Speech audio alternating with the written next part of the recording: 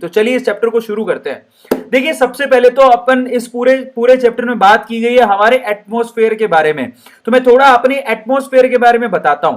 देखो यहां पर वैसे तो बहुत सारी लेयर्स होती हैं, लेकिन इंपॉर्टेंट लेयर्स के बारे में यहां जो बात करी गई है अर्थ के इंपॉर्टेंट लेयर्स में, अगर अर्थ के सी लेवल से ऊपर की तरफ जाए तो शुरू के जो 10 किलोमीटर हैं उस लेयर को हम लोग बोलते हैं ट्रोपोस्फेयर। क्या बोलते हैं हम लोग? ट्रोपोस्फेयर। हमारे सी लेवल से 10 किलोमीटर तक ऊपर उसको बोलते हैं ट्रोपोस्फेयर। और उस ट्रोपोस्फेयर में ही आप लोगों को ये वेदर कंडीशन या वेदर दिखते हैं, बादल दिखते हैं, और वहीं पे बारिश वगैरह, जो हमारा बेसिक एनवायरनमेंट है ना वो ट्रोपोस्फेयर ही है। Are you getting my point? अब उससे अगर आप ऊपर जाओगे और सी लेवल से 50 किलोमीटर तक ऊपर तक अगर आप जाओगे तो उसको बोलते हैं स्ट्रेटोस्फेयर। उसको क्या बोलते हैं? स्ट्रेटोस्फेयर, जहां पर हमारी ओजोन है, O3।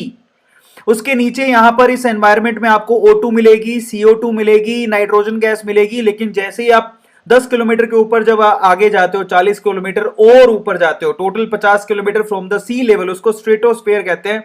और स्ट्रेटोस्फेयर में आपकी ओजोन लेयर होती है जो हमें बेसिकली हार्मफुल रेडिएशन से बचाती है। तो हमें यह समझने की जरूरत है कि हमारी अर्थ के चारों तरफ एक पैकिंग है जिसको हम लोग स्ट्रेटोस्फेयर कहते हैं, जिसमें ओजोन है, O3 है, जो कि बेसिकली हार्मफुल रेडिएशन से हमें सेव करती है। आपको बता देता हूं प्लेनेट बहुत हैं, लेकिन जितना इंसान जानता है उसके हिसाब से अभी तक अर्थ पे ही जीवन पॉसिबल है और हम लोग जिंदा हैं।